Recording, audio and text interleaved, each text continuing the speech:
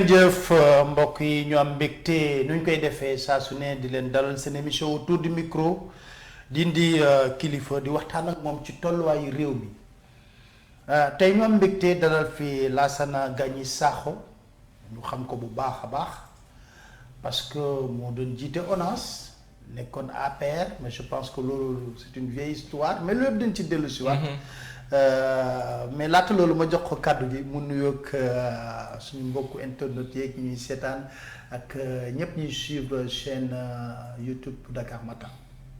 waaw Fapal jërëjëf di la gërëm di la féliciter surtout ci combat bi ngay mën ne di la massawu ci événement yi am fan yi passé également mais li dal sama xel moo loolu daliwul wàññiwul dara sa engagement pas pour un parti wala pas pour nit mais pour Sénégal soppeeku man damay wax toujours la presse mooy ñuy joxe xibaar moo li ñuy wax quatrième pouvoir te presse bu demee ba weng rek defe naa lu bëri mën na yàqu boo xoolee tey la ñuy célébrer defe naa commémoration génocide Tutsi le 7 avril au Rwanda bu ñu xoolee bu baax li ko waraloon mooy amoon na rajo bu ñuy wax rajo Mille Collines donc presse am na solo bu baax tey boo xoolee presse su Sénégal te bu dee waxtaan wax dëgg moo ñu yëkkati dafa weng bu baax bu bon a bon sax defe naa foog nit ñi revenir quand même aux fondamentaux du journaliste yi nag ñoo weng mais yenn patron de presse pour seen besoin personnel am na ci ko ma dégg mu doon wax keroog ñun nañ ci ñëwaat xëy na loolu Macky moo ñu arrangé wax ko ci télé xam nga nit boo demee ba ni nga nekk patron de presse ne Macky moo ma arrangé. c'est intérêt personnel moo lay yëkkati te nit ñi dofuñu du sa journaliste mais sa ligne éditoriale presse loo mënti génne mooy day dem ci boor bi man sax bañuma nga far bu la neexee nga far mais bul yàq deru keneen parce que àndu leen. defe naa nag loolu moo tax je pense que presse bi war na delloo si xelam loolu aussi defe naa journaliste yi ñoo ko war a xeex. voilà ñoo ko war a xeex patron de presse mais nit boo jàngee ñu taatam la nga am xam-xam am na loo xamee ne bu ñu la ko bugg a defloo da nga naan déet du ma ko def am na presse boo xam ne ñëpp xam nañu fan nañu féete. mais li ko waral xam nañ ko dañ ne Macky moo ñu arrangé neel Macky moo ma arrangé man. mais bul ne Macky moo ñu arrangé parce que defe naa boo laajee xale yi tey ñi nga xamee ne seen jàng lépp da ngay jàng ba pare sa avenir mooy dawal moto Jakarta kooku gëm moo ne Macky Sall moo ko arrangé. tout à fait yaa ngi wax léegi génocide Rwanda. mais y a un fait marquant au Sénégal à l'heure actuelle. ñëpp gis nañ ko ci réseaux sociaux yi. ay recrutement nervi ñu nekk à côté des forces de défense sécurité ñu dem ci ba gis ay nervi yoo xam ne dañoo armé wu. taxaw vidéo di wax ne man diw ñu dem ba gis ci doomu président de la république c'est ça mu toog ak ñooñu ñooñu taxaw di wax ne ku fi dof la ñu rey la ñun Macky Sall la gëm mais ça devient grave dans notre pays ça devient très très grave dans notre pays loolu xam nga kenn mësu ko xalaat Sénégal kenn mësul xalaat ne lu mel noonu mën na am Sénégal d'abord jël nervi bi ñuy manifester ñu leen di gis ñëpp xam ne ñii ñu leen di identifier te kenn defu leen dara am na benn xale ci manifestation 16 mars yi bu ñu rey oto moo jaar ci kawam defe naa vidéo bi ñëpp gis nañ ko Parcelles Assainies lu ci am dara amu ci moo tax ma ne la foog ñu ñëwaat dans les fondamentaux delloo dëkk bi xam ne suba dafay am suba mooy nit ñi suba nag lañ lay xoolee defe naa loolu moo ëpp solo yëpp loolu aussi li may wax rek sànq mooy aussi li ko indi yëpp mooy weng presse bi mais également suñu institution xam nga dañ naan souvent respect des institutions il faut respecter les institutions dañ naan très souvent bu ñuy wax Ousmane Sonko respectez pas les institutions mais lan mooy institution bi gën a mag ci réew mooy les cours de contrôle des corps de l'État defe naa yow amoon nga fi sax jafe-jafe ak xale yi di ko wax tëpp na ma ñoom ñoo xam tax tëpp na ma waaw génn na barka démb ci benn émission ci benn groupe télé ne couleuru OFNAC couleuru Pastef la wax ju bon bu nekk teg nañ ko dans la cour des comptes ne ñoom dañuy politique man liggéey naa ak ñoom xam nga loolu moo njëkk weddi affaire institution ku mel ni Cheikh Omar Anne defe naa génn ay rapport génn na ci ay turam. ku mel ni tey actuel directeur général ONAS muy Mamour Diallo. mi ngi ci rapport des cours de contrôle de l'État. balaa ngay nommer nit dans certaines fonctions dañuy wax tu fais ce qu'on appelle une enquête de moralité xam nga nit bu cours de contrôle bindee sa tur ci dara enquête de moralité soxlaatu ko. mais non seulement sanctionné woo leen mais nga jël leen gën leen renforcer. loolu mooy da ngay affaiblir les cours de contrôle de l'État donc je pense que loolu moo njëkk a nekk jël institution ne tekkiwu leen dara. D'ailleurs, Mansour Faye a traité les magistrats de la Cour des comptes de politiciens encagoulés. y a même pire defe naa l'IGE mos nañu dem bi Moustapha Diop nekkee ministre nekkee au niveau Cour des comptes waaw Cour des comptes mu dàq leen petit magistrat waaw xam nga loolu yëpp gëmuma ne mës na mu am ci réew war na mën a am ci réew. voilà moo tax defe naa foog ñu revenir aux fondamentaux te di nga wax sànq ci affaire nervi yi tout ça ñuy génn loolu mësul am Sénégal kenn mësu ko sax xalaat voilà defe naa moo tax foog on revienne dans les fondamentaux mais loolu lu ko waral mooy lan nguur c'est-à-dire politique dafa warul nekk loo xamee ne nit mën nga si sukkandiku pour ne da ngay am alal. loolu moo yàq réew mi yëpp et tant que loolu jëlewu fi lu mel nii moo fi continuer am defe naa lu mel noonu nag la Ousmane Sonko di woote. moo tax mu am ñu bëri ñu àndul ak moom ñu àndul ak Ousmane Sonko ñetti xeetu nit la ñett la. ñett benn mooy ñi nga xamee ne ànduñu ak moom ci sa vision mais ça c'est normal parce que dañu nekk ci li ñuy wax démocratie ñëpp mun ñu ànd ak moom beneen bi.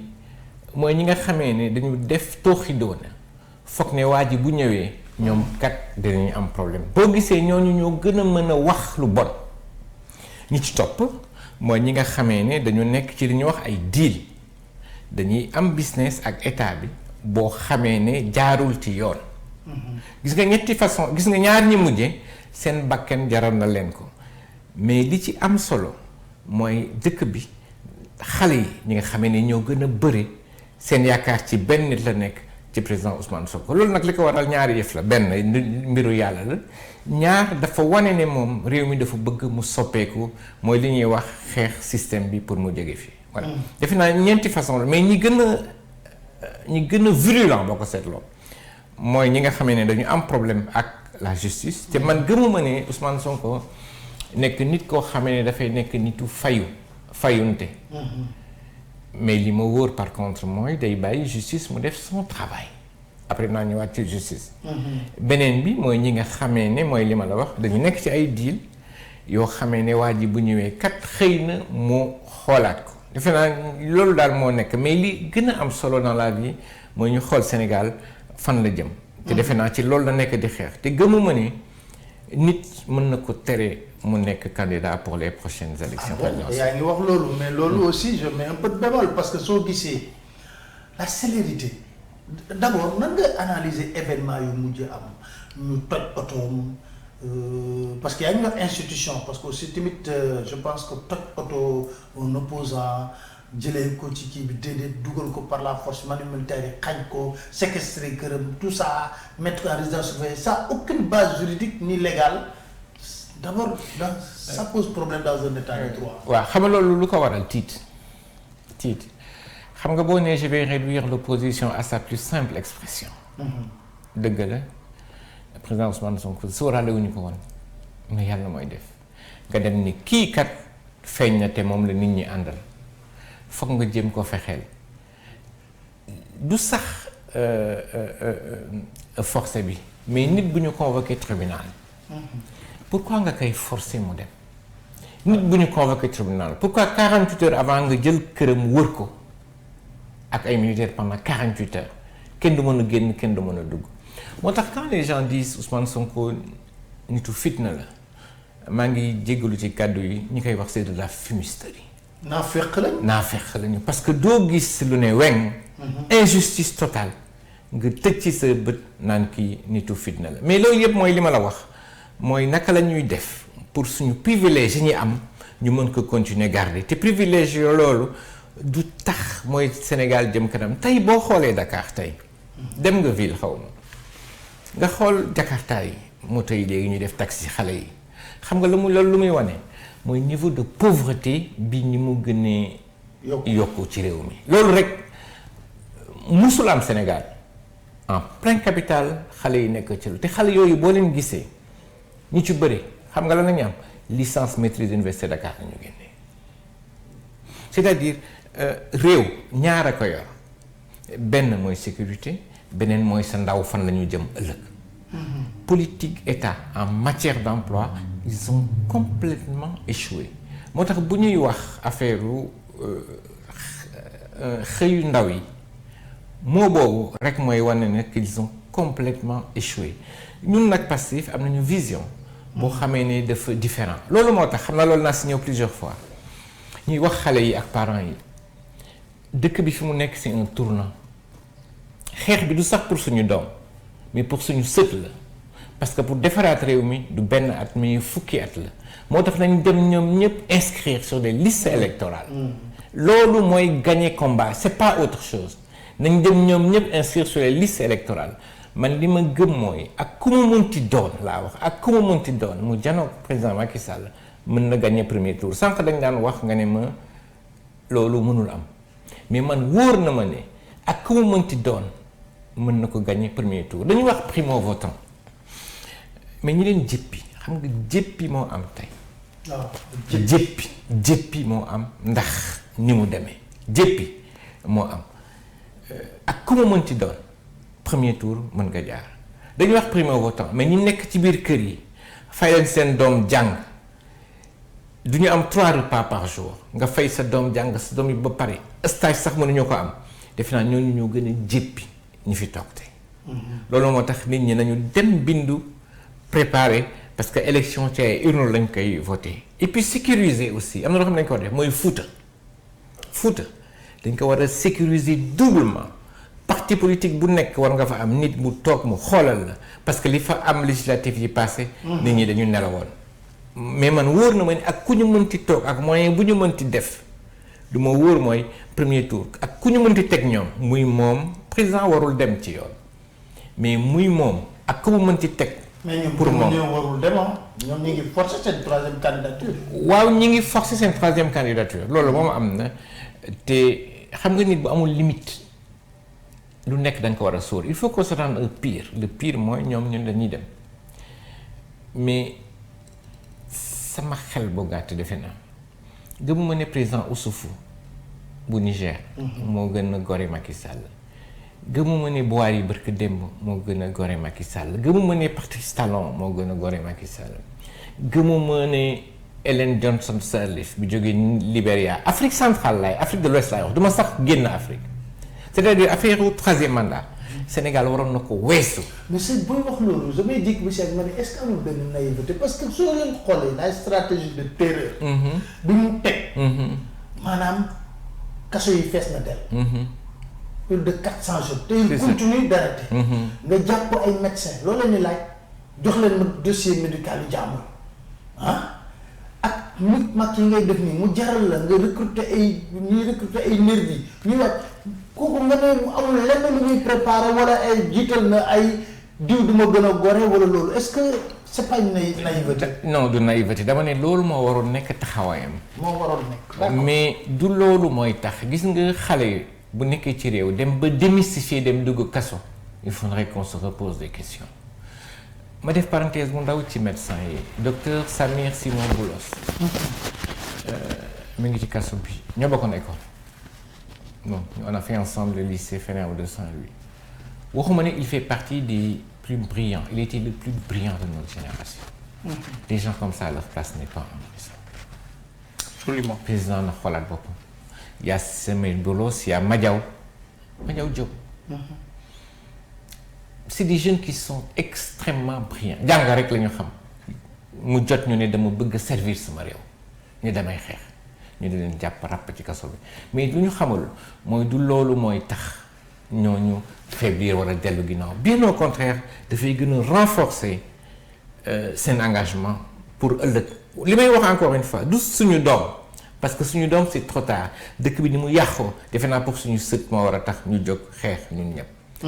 man maa ngi profité également di wax day am moment yoo xam ne dëkk bu ci tolloo ku ne spectateur nga da nga far kenn waratul seetaan y a beaucoup de mouvements yoo xam dañuy woote jàmm mais bu ñu wax kii moo tooñ déedéet loolu mënul am dafa am benn camp bu toog ne damay jaay doole toogaat Sénégal am ñu ne dañuy xeex pour suñu sët mënul am parti médiane ça n'est pas possible ku dugg ci parti médiane rek ou bien da nga ragal wala naafeq amul parti médiane ça n'existe pas ça n'est pas possible tey dëkk bi fi mu toll chacun doit prendre ses responsabilités parce que suñu avenir waxuma la doom mais suñu avenir u sët la dëkk bi tey ku xool nu mu mel defe naa war nga ne jot na ma jóg wane sa bopp ak risque yëpp yan risque mooy am ñu jël la ne ràpp ci kaso bi mais je pense que kenn waratul toog naan damay seetaan parce que lii moo am te président Ousmane Sonko bu ñu ko falee nañ ci dellu si peut-être defe naa foog ñu wax lan moo mën a sotti ci réew mi soppeeku ci réew mi. bu ñu ko falee dellu si programme am.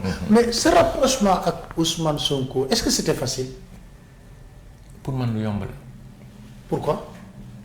parce que Pape Alé. waaw démocratie la ñu nekk. waaw wax naa ko démb benn ndaw ndeysaan benn ndaw Macky Sall ci gouvernement bi ci laa xamee ni ñii c'est pas que dañu mënul def dañu tëli dañu mënul ma dellu si bi may ñëw di liggéey ak président Macky Sall dañu ñëw ne ma ñëwal jàpp si parce que dañu xalaat ne man am naa xëy na xam-xam boo xamee ne mën naa ko servir sama réew. dama nekkoon ci sama liggéey. ma ñëw jàpp si parce que sama réew la woon évidemment aussi àndoon nag président parce que discours bi mu doon tenir était très cohérent la patrie avant le parti je ne protégerai personne ma priorité c'est la jeunesse de ce pays kooku ak ku mu mënti doon discours boobu boo ko teniree ñëw ne la ñëwal jàppale ma ñu ànd liggéey di nga ñëw ma liggéey ak président 6 ans et quelques yàlla def mu jeex ma xam ne jeex na mais pour man bi may dem di liggéey ak président du récompense pour man musuma ko jàppee récompense jàpp ko indi sama xam-xam pour man moom moo ma soxla woon du moom moo man maa ko soxla bi mu demee ci sama liggéey aussi am na benn moment précis defe naa Ousmane Sonko doon wax ci affaire inondation yi lutte contre les inondations mu wax ay chiffres yoo xam ne man nag moom d'accord luñ ci woon ma ne ko bu ñëwoon de ma won ko bu ñëwoon lu ma koy dama koy wan li ñu def ñu ànd xool li am ci terrain bi pour mu xam parce que bés bu nekk temps yooyu may nekkoon député ñëw sama bureau maire ñëw sama bureau ne ma lii ak lii laa bëgg xam ci li ngeen di def pour man muy Ousmane Sonko muy keneen c'est tout à fait normal que booy gérer deniers publics mu xamee ne xaalisu askan bi la nit ñëw laaj la nga ne ko fii la toll amul nëbbu te defe naa loolu aussi dans une partie du programme du président. paraît-il que Macky Sall moo arrêté loolu. moo ne waaw woo nañ ma daal. woo nañ la ne ma bu ko recevoir ma ne leen lu tax ñu ne ma on n'a pas d'explication bi j'ai dit d'accord je le reçois pas mais man bi loolu amee laa xamee ne. ñoom ñoo la woo ne la bu ko recevoir.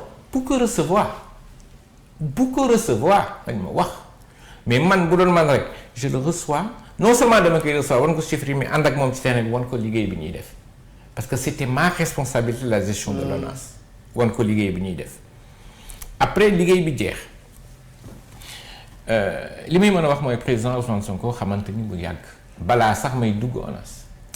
ok xamante woon nañu bu yàgg te musuma ko nëbb loolu même bi ma nekkee en fonction j'ai toujours eu des positions assez claires te defe naa nit noonu la war a mel. après ma toog quand même j'ai pris du recul bi ma demee noppalu ko sonnoon naa quand même ma dellu rek benn bi décret bi génnee ne damay dem maa ngi arrêté le 1er janvier. xam nga lu ma wax alhamdulilah. maa ngi arrêté le 11 janvier le 11 février ñu ne ma kaay keneen ñenn ñi ma ñëwal kaay ñu liggéey ma ne léegi dama sonn ma noppalu ko ma ne alhamdulilah après may suivre actualité c'est ñetti possibilité moo amoon benn. mooy ma toog xaar jàpp sama ñaambal comme ñu bëri naan xaaral xëy na kat président Macky Sall woowaat ma. beneen bi mooy ma ne ma def sa mouvement beneen bi mooy ma seet kan moo xamee ne moo ma doy pour ma ànd ak. en termes de vision. voilà kan moo xam ne ma ne benn bi dellu xalaatuma ko woon. parce que non parce que j'ai vu que lu bëri àndatuñ ci wax naa le discours bi ñu doon tenir ak li amoon àndatuñ ci def sama mouvement beneen bi aussi.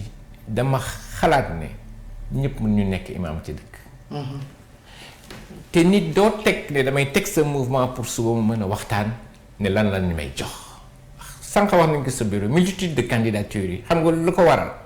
pour suba man ñëw ne négocier lii laa bëgg nga jox ma pour ñu mën a ànd boo bëggee ma jàppale la bu ñu bëggee réew mi soppeeku loolu dafa war a jóge da ngay teg nit ndax xam-xamam ma xool ku jigi yëpp ma xool ñi nga xamee ne moom la xale yi gën a yaakaar ma xool ki nga xamee ne dafay tenir discours bu cohérent par rapport ak man li ma gëm ma ne kii moom a doy moom laa mën a àndal dem liggéey ak moom. loolu moo am mais man awma ci benn problème xam nga lii njëkk a am. bi loolu amee kenn ku nekk présidence pour jege moom moo woo am na loo xam ne tey àjjuma la ci weeru koor la ñu nekk saaga fu mu gën a bonee la ko jëmle ci man mais bettu ma. parce que ku nekk présidence. woo la saaga la waaw. ma ngi may dégg xam na kan la moom ba pare ñu génn benn vidéo bu ma doon wax ak benn nit teg xam nga noonu la ñuy tiitalee nit mais man gën yu salte la sax yooyu dafa salte waaw dafa salte quoi mais du la bett boo leen xoolee ci plateau télé doo leen gis mukk ñuy def un débat argumenté sur les problèmes du pays saagante il n'y a que ça saaga nit nday guddi ak bëccëg mais man gën tàppee la màggee fii bi ma nekkee xale yàgg naa dem suba ñu di lakk jën ak lu nekk du loolu moom mooy tiital gis nga faalewuma leen sax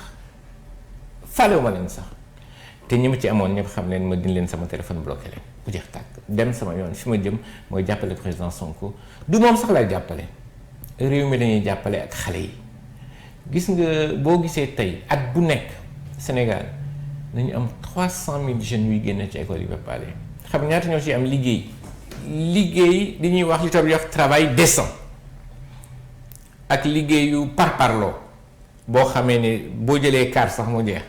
dafa wuti c'est 30 000 ça veut dire at bu nekk yaa ngi am 270 000 jeunes ñuy taxaw loolu moo tax nga gis xale yi nii.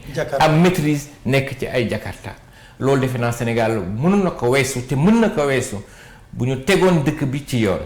bu ñu xoolee pétrole bi naka la ñuy def et bu ñu doolelee li ñuy wax suñu secteur privé national mais loolu yëpp dañu jël teg ko fële def beneen façon bi la ko waral mooy li fi amoon démb li fi amoon barka démb tey boo jëlee certaines décisions qui sont stratégiques loo xam ne ñun Pastef naruñu ko woon def moom foog ma ñëw ci parce que toujours dañuy sonal ak émergence mooy des dépenses ñuy def yoo xam ne ça n'a rien à voir avec ce qu'on peut appeler la priorité dans un État. Comme quoi par exemple? Quand tu prends du ma wax stade bi naa si ñëwaat quand tu prends l'Arena a coûté je pense entre 60 et 70 milliards de francs CFA la jël xam nga Arena bi xam nga lu muy niroo la nga jël saak Turquie dem jënd ko foofu ñëw teg xam nga lan ci bénéficier ñun tey fii Arena mooy ciment bi parce que mënuñu importer ciment lu ma wóor mooy Arena buñ ci boole woon ci secteur privé national mu am transfert de compétences comme stade bi également dina jur liggéey mais dina jur surtout li ñuy wax transfert de technologie loolu moo yor dëkk mooy partenariat ak transfert de compétences Arena bi ban sens la am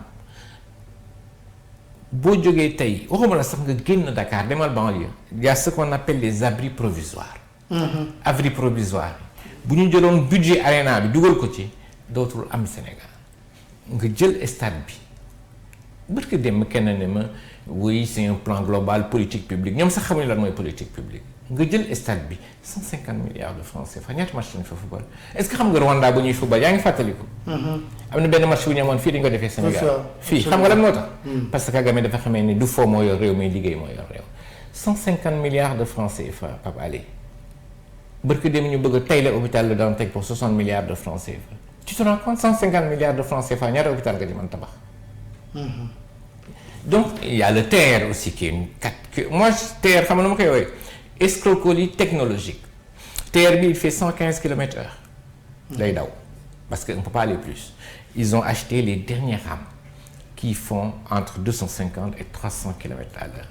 day mel ni rek nga jël Rolls-Royce def ci moteur 2 chevaux après ci ginnaaw li muy indi mooy dépense de fonctionnement yoo xamee ni kenn du ko atteindre chaque année ils mettent de l'argent pour combler la subvention. Mais est-ce qu'il ne l'a pas fait pour enrichir? Parce que bon, on a vu que le pouvoir développe un complexe avec les Français, parce qu'on a vu Macky Sall dans le Covid, il est mort dans le secteur privé, il a dit qu'il MEDEF de France.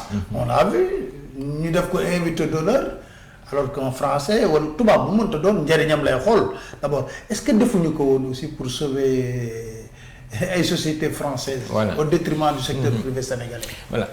Je pense que il y a deux choses qui sont très importantes. Dès que du secteur privé national, un patron, Macky Sall ne les a jamais reçus officiellement. Depuis 5 ans. Oui, depuis 5 ans.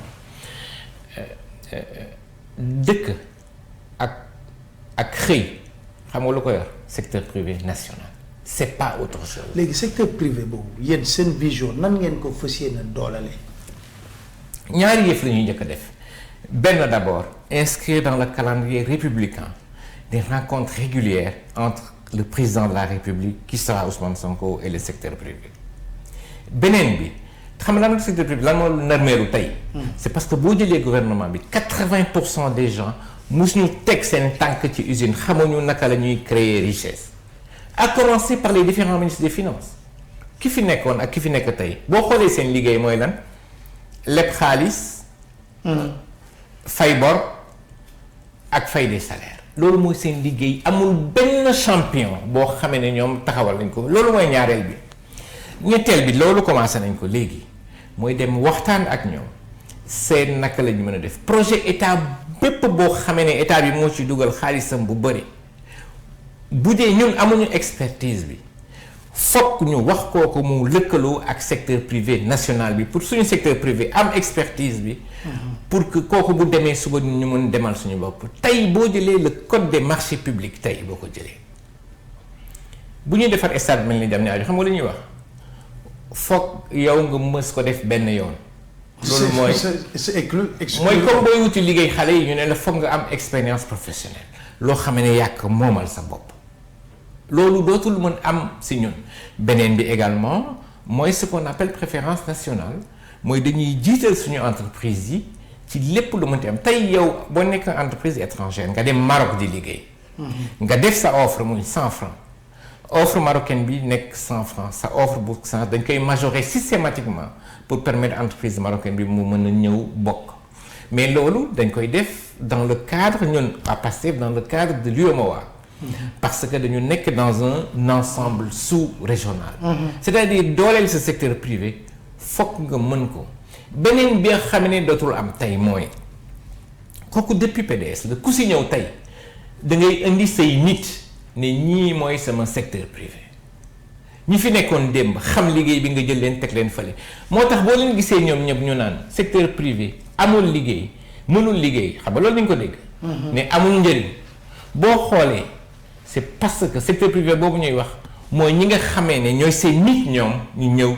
teg leen waaye ñoom ku ñëw créer say boy voilà ñuy dóor ay marché yooyu loolu moom moo fi nekk moom ils sont vachement enrichis pendant la Covid. C'est ça ñooñu la ñuy gis nga rapport Cour des comptes ci Covid bi ñooñu ñoom loolu mënul am si ñun parce que ni ñuy nar a liggéeyee mooy dañuy bàyyi ku nekk nga def sa liggéey mais la priorité pour ñun mooy secteur privé beneen problème bi secteur privé am Sénégal tey kan amul kenn si ñoom ku la mën a lever des financements de 30 milliards parce que amuñu ko tey boo xoolee hôtel Teranga xam nga lan moo tax ñu tabax ko des lignes de crédit yoo xam ne l'État bi daf ko tegoon pour le secteur privé national.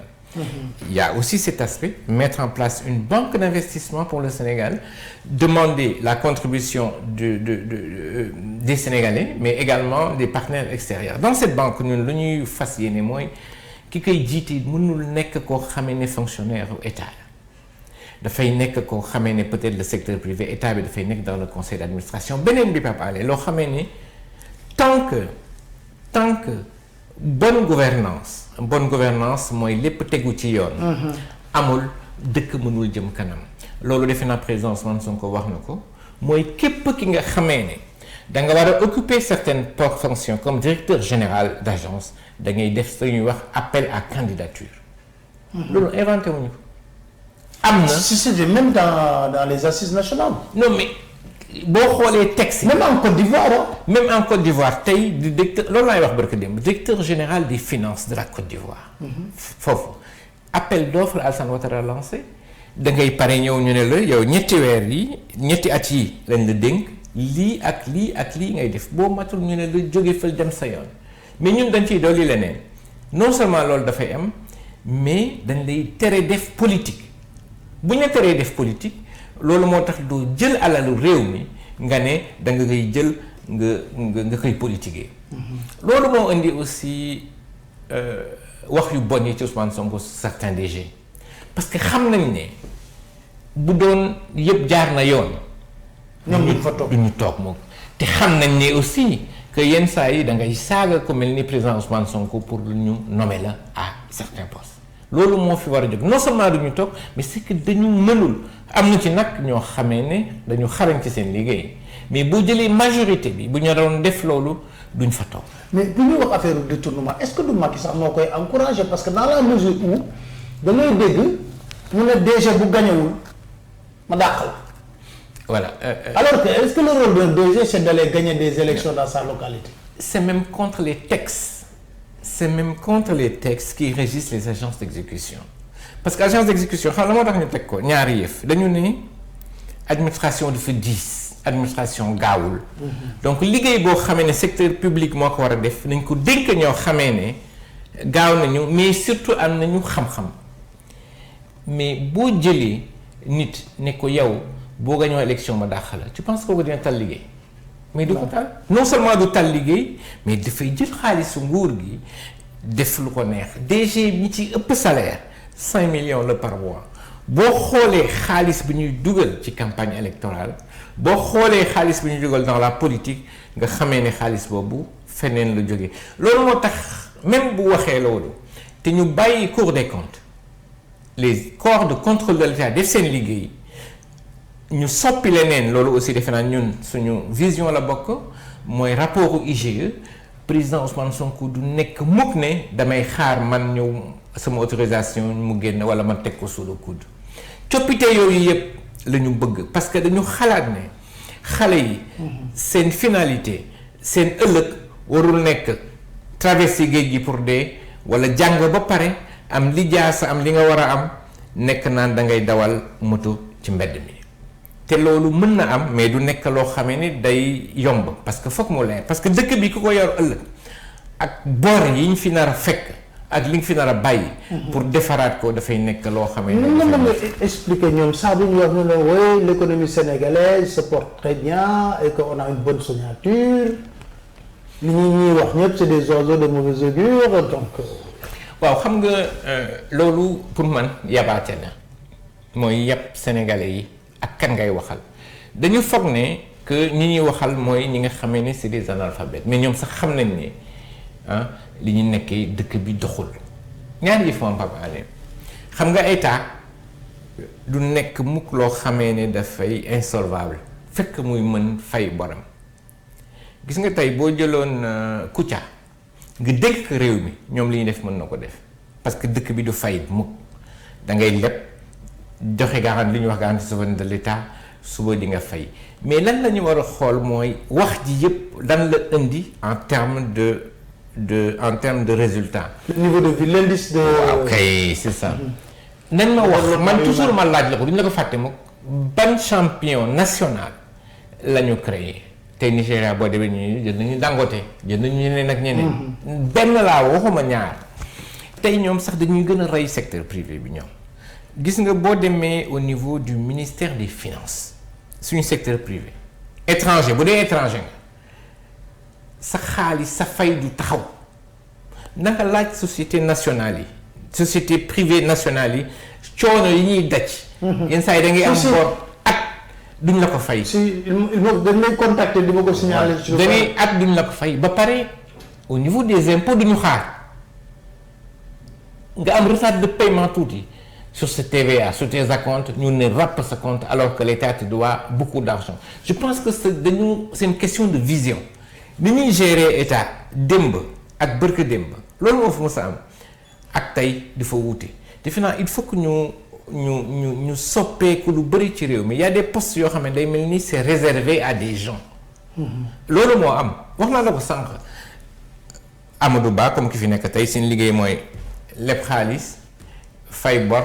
fay salaire eurobond mais loolu lépp rek la dañu xamul lan mooy priorité état te priorité état mooy loolu ça me permet peut-être me rebondir un peu sur le pétrole gis nga wax ji ci pétrole bi yëpp ils ont dit ça va rapporter 750 milliards de francs boo ko xoolee di nga ko à peu près 700 milliards par année su ma waxee sax 650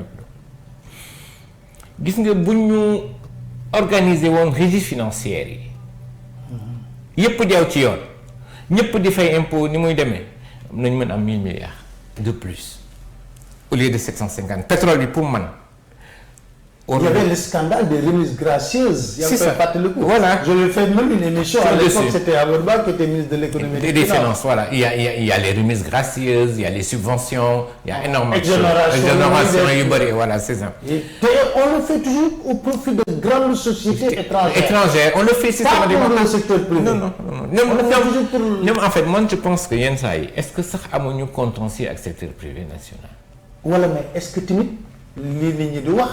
te dañ koy defal société étrangère yi parce que ñooñu ñoo leen mën a virer dans leur compte à l'étranger de l'argent ni vu ni connu. voilà wóoluwuñu li ma xam mooy wóoluwuñu secteur privé national pour faire de grands projets du affaire compétence rek pour mon avis voilà mais li ma bëgg a wax ci secteur privé national bi c'est que également dans le pétrole quand tu vois le pétrole gis nga Koweït quand ils ont découvert leur pétrole Qatar ils ont mis 25 ans balaa ñu koy laal juróom ñaar fukki at ak juróom la ñu ne ñun kat suñu pétrole duñ ko laal parce que dañuy seet naka la ñu mën def gën ko exploiter ñun dafa génn commencé gul sax wóor na ñu signer des contrats alors que ce qu'on aurait pu faire sur le pétrole tey ñun am nañu fer au niveau de la Falémé qu'on a donné à Tostali une entreprise turque dañ koy jox fer brut moom mu dem defari ko le Sénégal aurait pu être un très grand centre sidérurgique en Afrique de l'Ouest. Ça veut dire que non seulement notre fer, mais le fer d'autres pays qu'on le fait venir, qu'on le transforme ici, parce que tey am nañu gaz. lan mooy doxal dëkk mooy li tubaab di wax nga mën a wàññi tes facteurs techniques de production.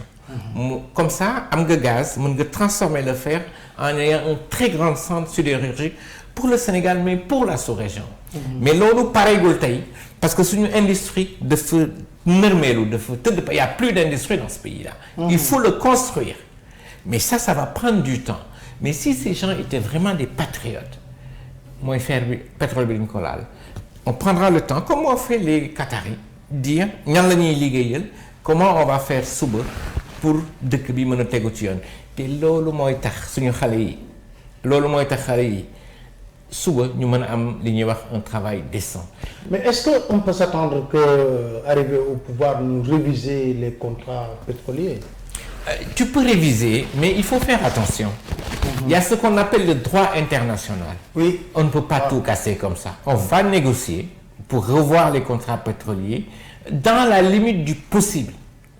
Moo tax gis nga nit un homme d'État quand tu prends des engagements tu les prends pour 25 ans pour 30 ans waroo xalaat le présent si tu as de la générosité da ngay xalaat ëllëg suñu doomu réew fan la ñu jëm.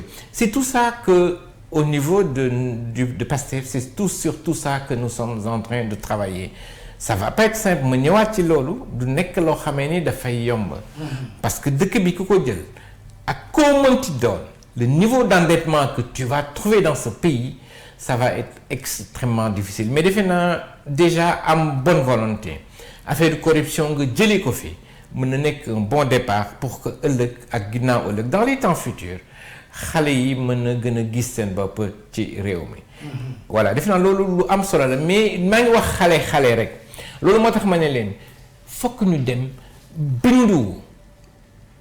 am seen carte d'identité ci seen loolu mooy gagné du leneen du dul gagné nekk ci réseaux sociaux yi baax na lépp baax na mais dem te xool ne Pape Ali seetluwuloo dara dans toutes les années passées sous Diouf sous Wade chaque fois qu'il y avait des révisions il y avait des communications en permanence dans les télés. Oui, où on disait les gens budget de communication de l'intérieur voilà. Pour ça. tey gisuma benn communication dans le domaine et puis ils ont fait ce qu'on appelle une révision exceptionnelle. Voilà. Pas un mois. Ça veut dire un mois mais na jaral xale yi ñuy fanaan sax dans les bureaux de vote parce que c'est pas ce qui se joue aujourd'hui, c'est leur avenir, c'est un tournant dans le pays là. Quand on a perdu Mamadou Dia moo ñu indil pendant 60 ans nous souffrons 60 ans kii bu ñu ko ñàkkee je peux te dire que ça va être encore pire pour le pays du pour suñu doom lañ koy def mais pour suñu sët la ñuy xeex defe naa loolu moo tax ñëpp war ci jàpp mu ñëwaat encore ci mu wax sànq position médiane mënul am ça n'est pas possible. mais loolu soo koy wax man li ma jaaxal moo di toujours gis nga sur le procès Mame Mbaye Niang Sonko ñoom seen optique ak précipitation bi ñu def exiger ñu joxe toujours rapport de jugement pour ñu mën a interjeter appel même pas 2 jours hier les avocats de Sonko wax nañ ñoom ñu ngi ci seen logique processus de liquidation d'Ousmane Sonko. Voilà. loolu lan moo ko mën a arrêter ak ban détermination ngeen am pour lutter contre ça.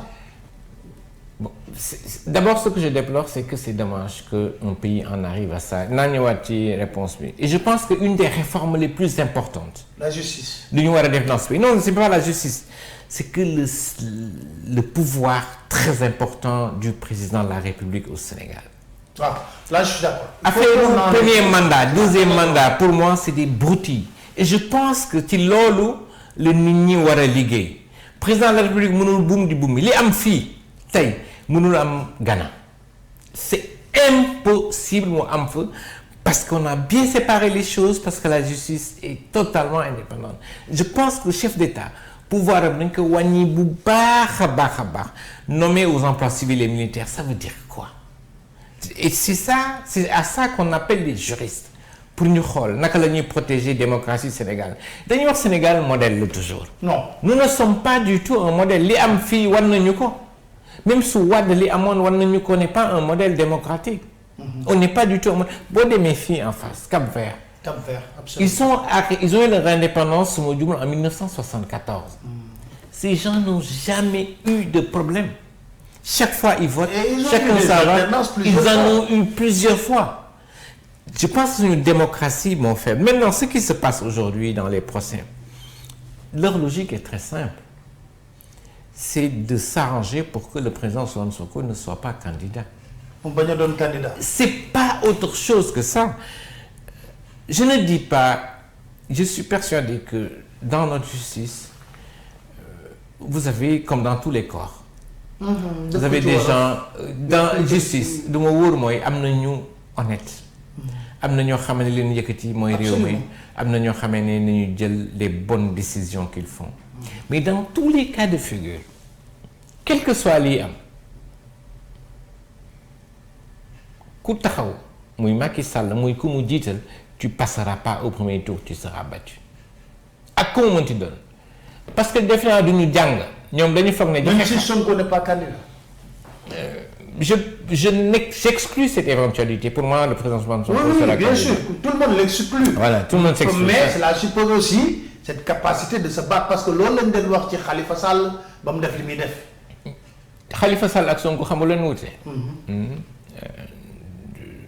maa ngi jégalu ci kàddu yi je pense Khalifa Sall il y a 2 choses qui lui ont arrivé benn il a été naïf. En disant je fais confiance à la justice. Je suis républicain, je fais. beneen bi mooy Khalifa Sall socialiste yi ñoo ko ñadd. waaw ñoo ko ñadd. c'est-à-dire waa kër ñoo ko ñadd ñu jël paaka teg ci baat bi. c'est ça qui s'est passé avec Khalifa Sall et ça ne se passera pas avec Sonko comme ça. Parce que Sonko c'est pas un parti qui est derrière lui mais c'est un peuple qui est derrière lui. askan wi moo nekk ci ginnaaw président Ousmane Sonko. maintenant ñu ngi seetaan justice bi lu muy wax lu muy def mais lu ma wóor mooy te final te loolu moo gën ci réew yi mooy président Ousmane Sonko ñu bàyyi ko mu dem et puis après les Sénégalais sont majeurs mënuñu nekk ci dëkk. et est-ce qu'il y a pas risque de chaos bu ñu éliminer kan parce que ñu bëri loolu lañu ragal. non chaos yàlla bu mu am parce que kenn ñaanu ko ci réew mi mais defe naa la raison va prévaloir. bu doon seen sago procès bi du eggee fii. bu doon seen sago keroog lañu leen bëggoon liquider président Ousmane Sonko. condamné ko keroog lañu ko bëggoon def lan moo tax ñu dellu ginnaaw yàlla rek moo xam lan moo tax lan moo tax ñu dellu ginnaaw mais mënuñu nekk Papa Alé on est à moins d'1 an des élections on ne sait pas qui sera candidat On ne sait pas encore. Est-ce qu'on peut imaginer dans un pays comme le Sénégal, Karim ne soit pas candidat, Khalifa Sall ne soit pas candidat, Ousmane Sonko ne soit pas candidat? Ça n'est pas possible. Et loolu moo tax ñu war a xoolaat. mais loolu Macky amu ci scrupule je peux pas dire ça maintenant. nañu bàyyi ba ci kanam. C'est lan parce que affaire du président Ousmane Sonko ça va se régler bientôt. Je pense que ils ont fait appel il semble et puis ça va se régler bientôt et c'est même. Mais après il y a un autre procès qui l'attend. Oui, mais je pense que ça, ils vont reculer dessus parce qu'ils se rendent compte que c'est un complot grotesque. Ils savent même pas complot, c'est un complot grotesque, c'est un complot idiot. Voilà. Maintenant, je pense que ce qu'il faut faire, c'est cette fan la ñu jëm. Loolu du yàgg, il paraît qu'ils ont fait appel et tout ça. Moi, je reviens sur les principes. Kenn mënul wax ne rapport bi amul. Personne ne peut le dire. Mais le concerné lui-même reconnaît l'existence du rapport. Nee na rapport bi am na Mame Mbaye Niang wax na ko. Et ce qui est grave, c'est que toi, tu piques dans la caisse. On te demande de rendre des comptes. En principe, on devait féliciter le président Ousmane Sonko pour ça. ci li mu wax noonu. ñu félicité ko lu tax. Non, c'est une question de bonne gouvernance. C'est-à-dire, dès que loolu am, le procureur devait s'autosaisir, aller voir ce qui s'est passé en réalité. C'est ça qu'il aurait dû faire. Non mais xam nga loolu laay wax rek xam nga yéen. problème boobu ngeen am grand Lansana problème boobu ngeen am fii ay nit dee nañ fi. Je suis d'accord avec toi. Mais dee nañ fi procureur yoonam newul ci. xoolu ko toppatoo. je suis voilà. donc nga may wax mais OFNAC bi Macky Sall créé ñaata rapport la jox procureur. C'est vrai. Je pense que celle qui est sortie, il a dit tout à l'heure. 37 rapports. Oui, kenn laa ko. Je suis d'accord. Pour des comptes. rapport bi mu mujjee joxe ci Covid. bu siiwee c'est parce que exigence su partenaire financier la. ñoom ñoo exigé woon loolu. mais xam nga fi mu nekk nii soo xoolee ni ñu koy traité mooy enterrement de première classe. C'est ça. nga bëgg ma wax ay principe procureur dafa war a autosaisir ak yow loolu. au contraire. procureur le parquet a chargé le président Ousmane Sonko. waaw a chargé donc am na loo xam ne nekkatul ci ay logique normalité. ñu ngi ci logique bu beneen logique la. mais est-ce qu'ils sont pas en train de construire une stratégie du chaos aussi par rapport à ça c'est-à-dire c'est-à-dire. voilà c'est ça moo tax ma ne la est-ce que bëgguñu taal une stratégie du chaos du pays. Mais ce qui est certain Pape Alé lu ma wóor mooy man Macky Sall mu toog ak ku mu mën di toog ku mu mën di teg il va aux élections il va être battu kooku c'est clair. Maintenant qui on va mettre c'est les Sénégalais qui vont décider en âme et conscience mais nañu bàyyi ñëpp ñu dem c'est ça la démocratie. Est-ce que xam nga ni Ablaye Wade tey li ñuy def Ousmane Sonko bu defoon le 10e en 2012 Macky Sall ne serait jamais président de ce pays le 10e là la wax bu ko defoon Macky Sall ne serait jamais le président de ce pays là. Donc maintenant nous. mais Wade il est démocrate dans l'âme quoi comme je le dis il peut faire des erreurs mais quand même li ma la doon wax sànq rek ne soo xoolee il a permis à l'opposition pendant 1 mois d'occuper la place de l'Obélisque xam nga xalaatoo ko. ci Macky Sall. 23 juin moo autorisé les 2 manifestations xalaatoo ko ci Macky Sall bokkuñu. Wade am na lu muy jomb am na lu muy bañ am na ay scrupules am na yu muy. Voilà il a beaucoup de hauteur. Wow. Je pense que il a beaucoup de hauteur. C'est pour ça qu'il laisse malheureusement c'est pas ce qui est en train de se passer dans ce pays. Mais ce qui est certain c'est que pour nous le président Ousmane Sonko va être candidat. On n'a pas de. noonu la ñuy demee coalition wala. Non je pense que Yewwi s'est entendu sur une chose que chacun va partir. ku nekk day demal boppam. Et puis au deuxième tour on va se donner. nga wax ko gars yi ci wolof. waaw ku nekk day demal boppam. waaw li Yewwi wax mooy ku nekk day demal boppam. après bu ku nekk demalee boppam deuxième tour. ñu seet kan la ñuy jàppale.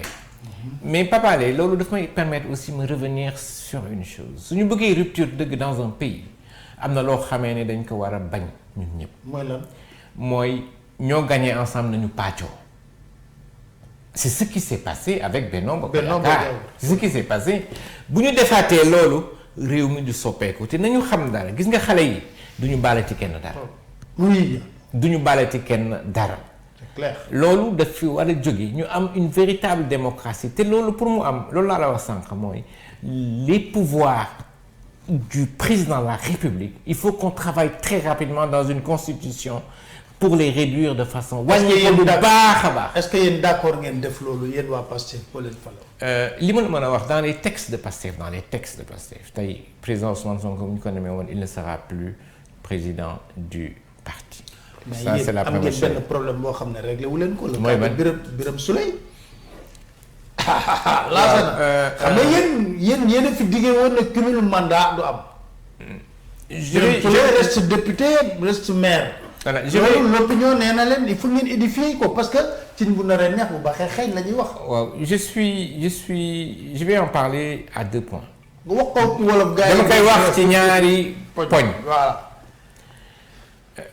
Dans les textes du parti kenn bindul ne loolu c'est interdit dans les textes du parti tey binduñu ko c'est pas dedans c'est-à-dire avant les élections mais man sama xel bu gàtt mooy nit ñi fi ñuy xaar ak suñu kaddu bi ñu joxe woon defe naa Birame Souleye dafa waroon bàyyi benn.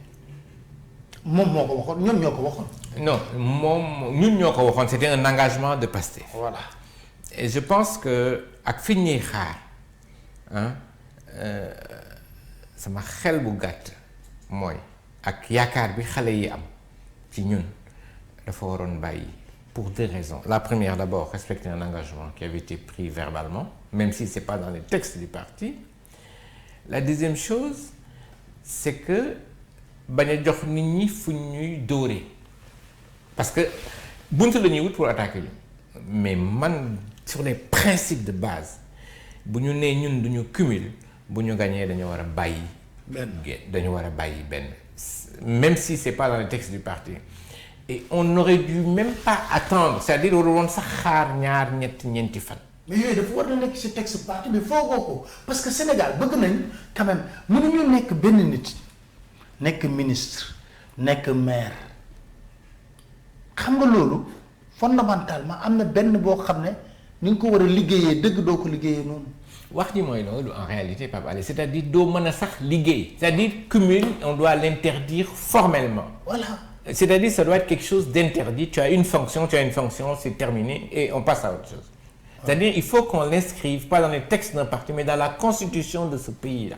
loolu la ñu war a def mooy li ma la wax rek c'est-à-dire la politique est devenue ce qu'on appelle un ascenseur social.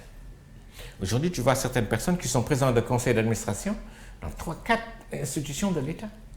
Ils sont présents dans 4 institutions de l'État. Et c'est l'État qui paie.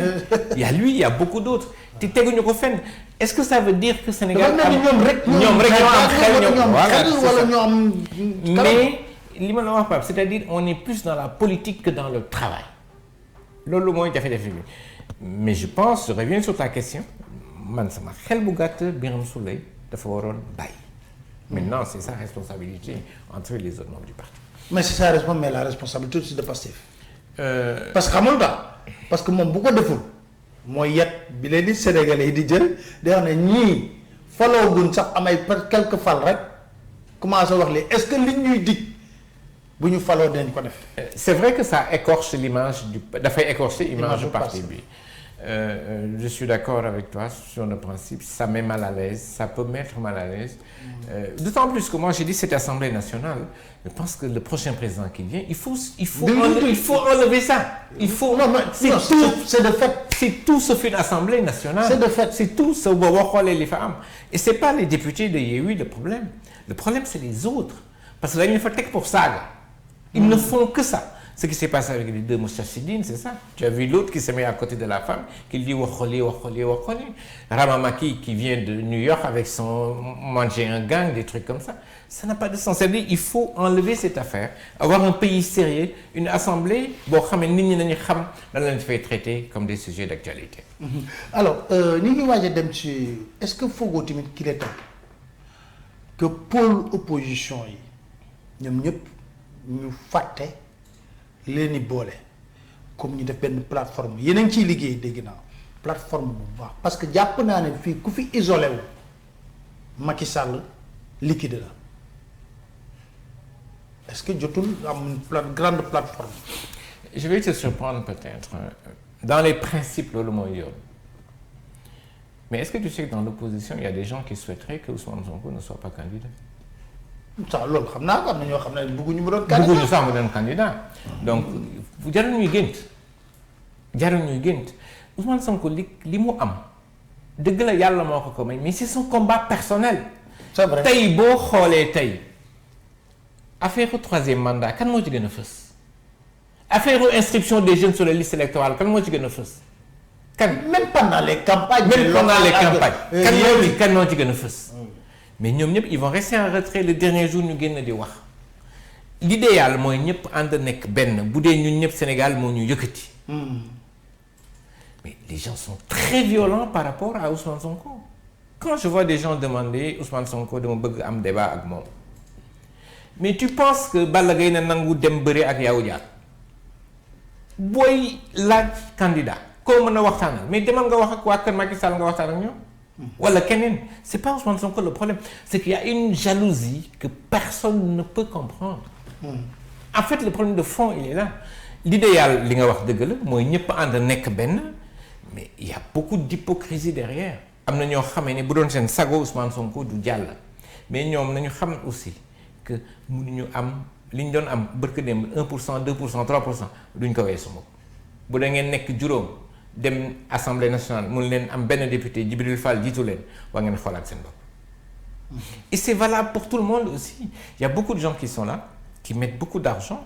Moi un type comme Abdoul Mbaye un type comme comment il s'appelle Boubacar Camara tous ces gens c'est bien ils ont des projets ils ont de bonnes idées mais le bon sens aurait voulu que ñu ñëw jàpp ci jàppale président Ousmane Sonko c'est le bon sens qui le commande. mais ñoom Boubacar Camara je ne pense pas mais Abdoul Mbaye ne va pas dire mais ce gosse. non fan la toj. mais moom lu mu toj le problème de fond il est là lu mu toj.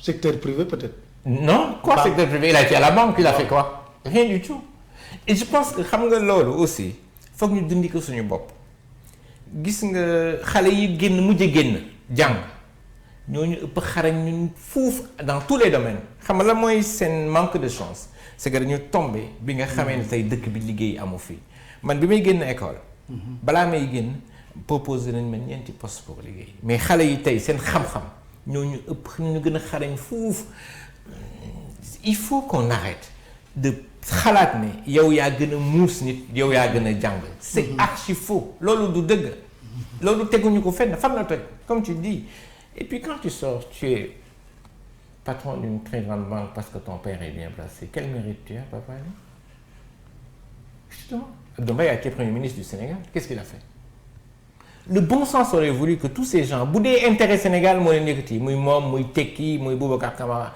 c'est qu'ils viennent travailler avec le président Ousmane Sonko après ils vont le conseiller sur plein de choses ñun loolu la ñuy xaar mais il faut qu'on arrête de penser que lan la toj il est trop jeune et cetera et cetera. il est prétentieux dama koy dégg ñu koy wax. mais bu leen neexee ñu wax ne mais c'est pas qu'il est prétentieux peuple bi moo ko choisi sénégalais yi ñoo ne ñun kii la ñu gëm.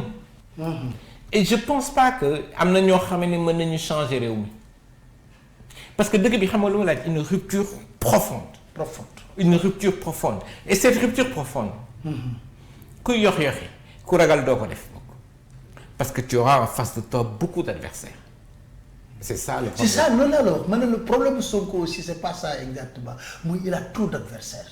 il a trop d'adversaires parce qu'il y a trop d'intérêts en jeu. Il a trop d'adversaires égoïstes mais il a tout le peuple avec lui te defe naa loolu moo ëpp solo loolu moo tax sànq ma koy wax moo tax ñëpp war a ñëw jàpp ci.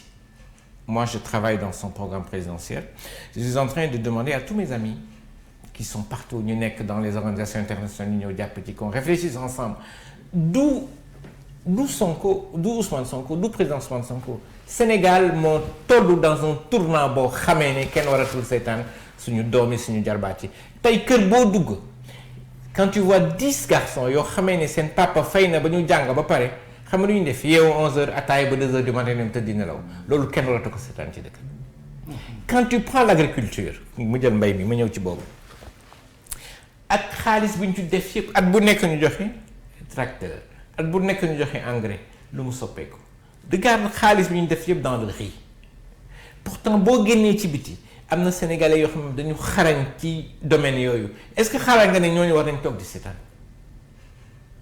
quand tu prends l'industrie boo jëlee industrie dans tous les domaines sénégalais yëpp am nañ ci ñu xarañ est-ce que foog nga ne ñooñu dañu war a taxaw di seetaan déedéet suñu avenir u ëllëg suba moo ñu sopp def naa ñëpp war a xeex lii mu jóge fi c'est-à-dire moi je dis du sax affaire u Macky Sall mais li fi am tey ñun ñëpp ñoo war a xeex pour mu jóge fii parce que loolu mooy nekk avenir au Sénégal ëllëg.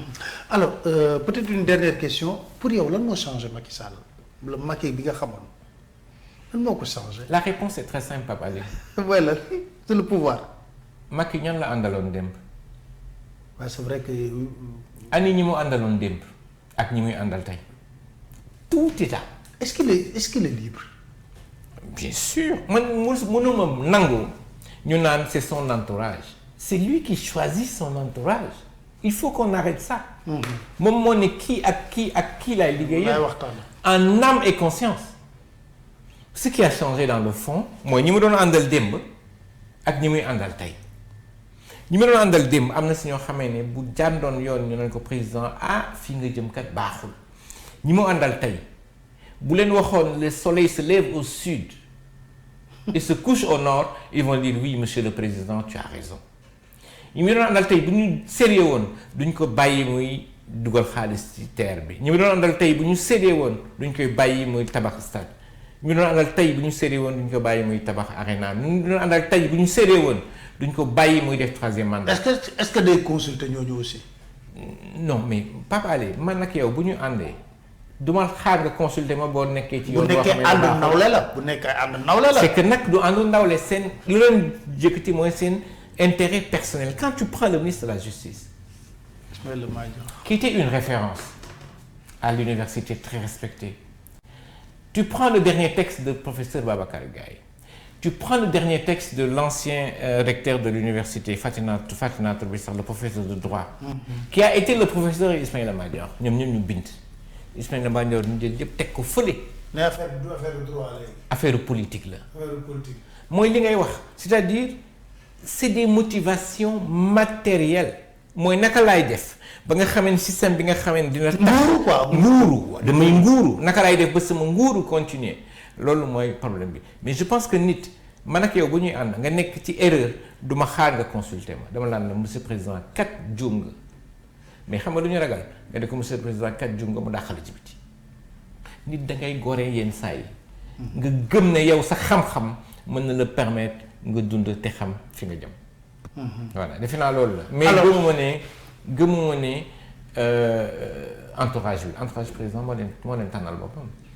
quand tu vois tu penses que dans un pays comme la Côte d'Ivoire un type comme Farba Ngom du dugg palais de la République moom du fa sax duñ ko sax bàyyi muy franchir le premier pas parce que des gens comme ça n'ont pas leur place dans un pays qui est sérieux. xam nga yaa ngi noonu procureur autosaisir est-ce que bu ñu jëlee ci këru nit 500 millions jëlaat fa 850 millions. dans un pays normal. dans un pays normal. voilà c'est ça. dans un pays normal est-ce que waruñu arrêté kooku na ko xanaa banque nga yor sa biir kër. wala wala.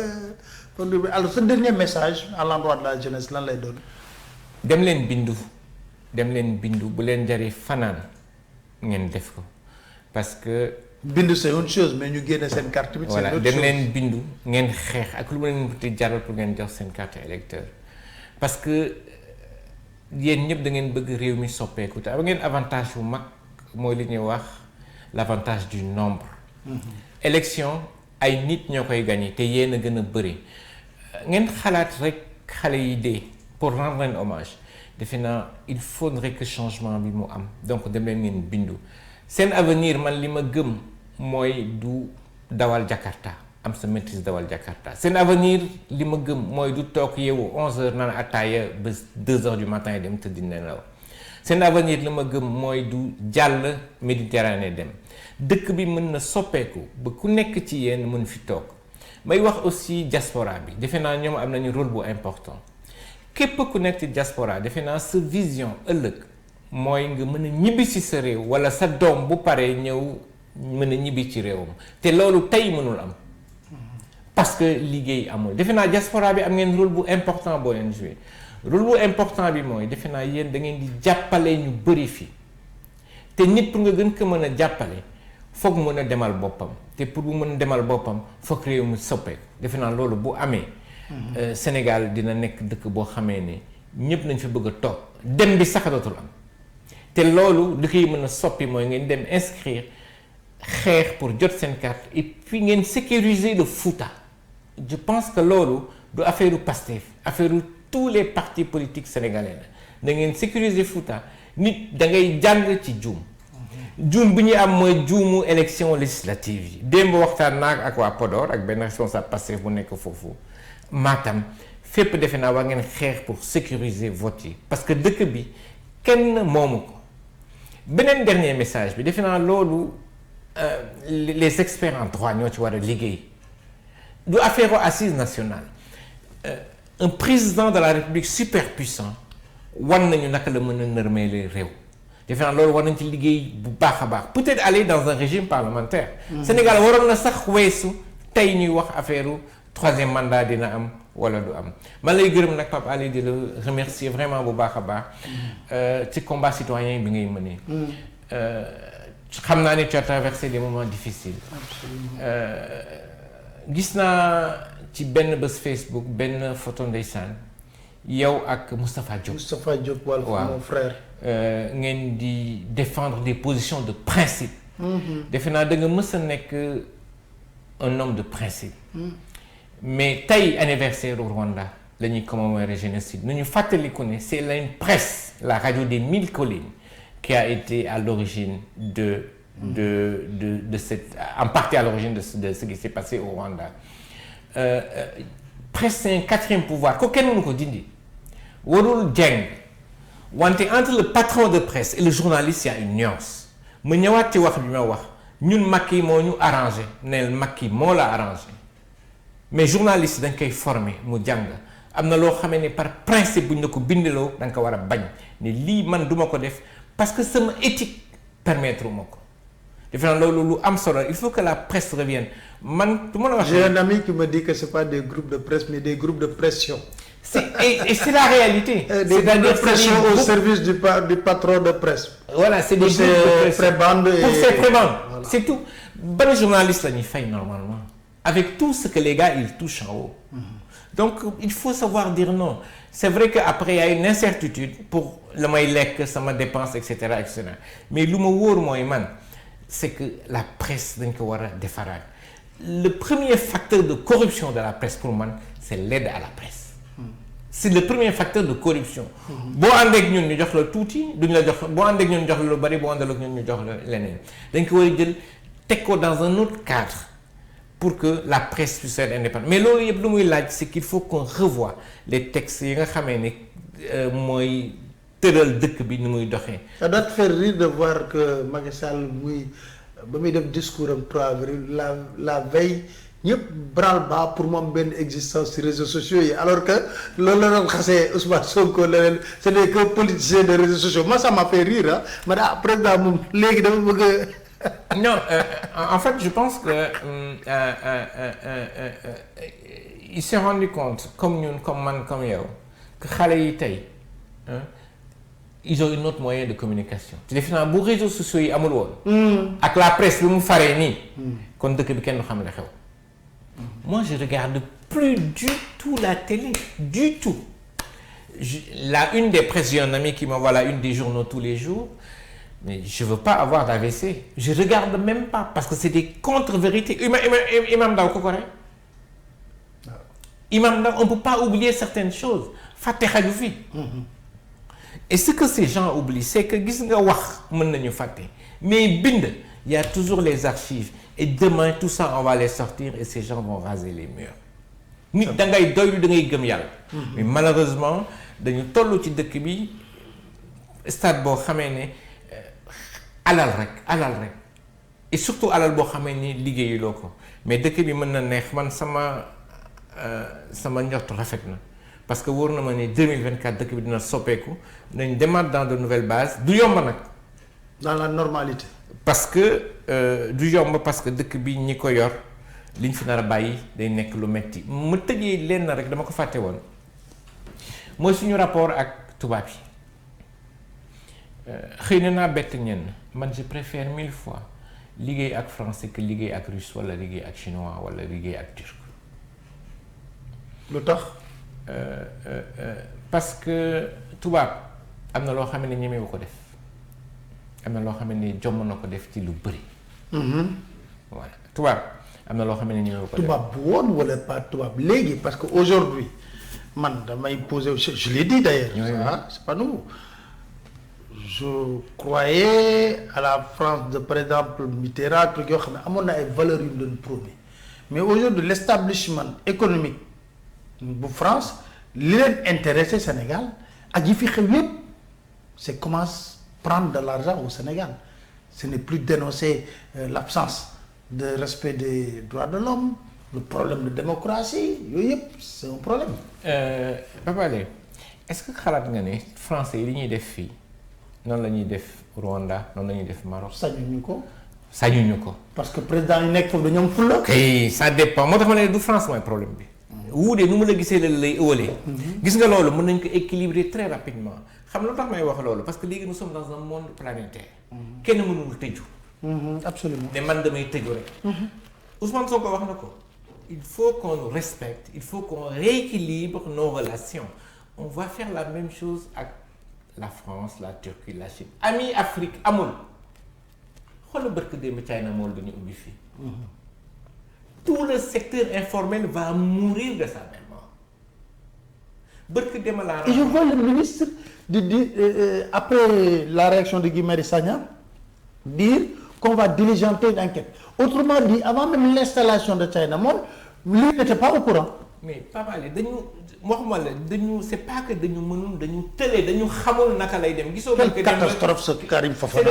c'est-à-dire dañu xamul naka la ñuy liggéeyee. en fait le problème de fond il est là loolu moo ñuy indil problème parce que dem am na ku doon wax nan on va faire du jus de tol du jus de mangue du jus de sump du jus de solom c'est ça qui va développer un pays non moo tax ma ne la il faut qu'on soit ouvert ça c'est quelque chose de très important mais nañu respecter suñu bopp pour équilibrer suñu rapport xool lan mooy suñu intérêt et ñu jiital ko du loolu moo am tey loolu mooy benn bi loolu defe naa foog ñu leeral beneen bi mooy il y a quelque chose qui vient souvent c'est l'histoire de la monnaie.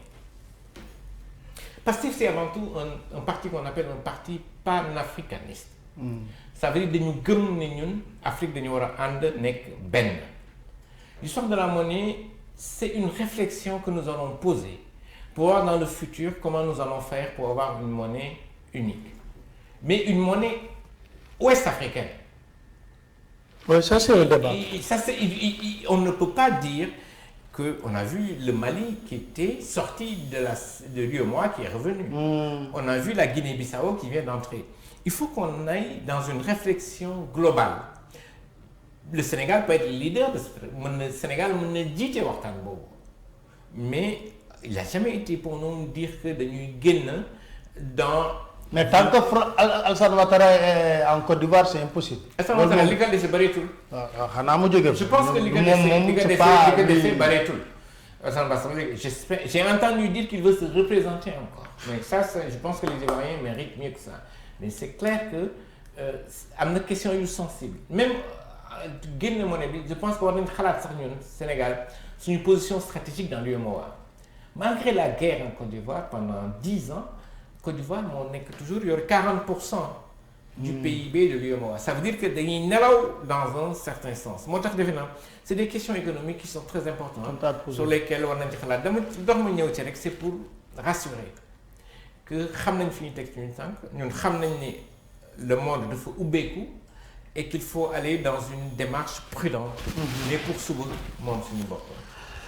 Merci beaucoup Lassana Gagny Sakho bi nga xam ne il fait partie des personnes yu réfléchir sur programme Pastef pour la présidentielle de 2024 mu nekkoon suñu gante yi ci biir émission Autour du micro di leen sant di leen gërëm di leen wax ne pour ñu continuer abonné aussi ci page chaîne YouTube Dakar Matin mais en même temps pour suivre aussi pour me suivre ma ngeen continuer abonné ci page Facebook ou Papa Alé Niang wala ci Twitter Papa Alé Niang l'actualité ça bouge parce que c'est le pays qui bouge en ce moment donc maa ngi leen di sant di leen gërëm di leen dig daje ci beneen émission Autour du micro incha allah jërë ngeen jëf.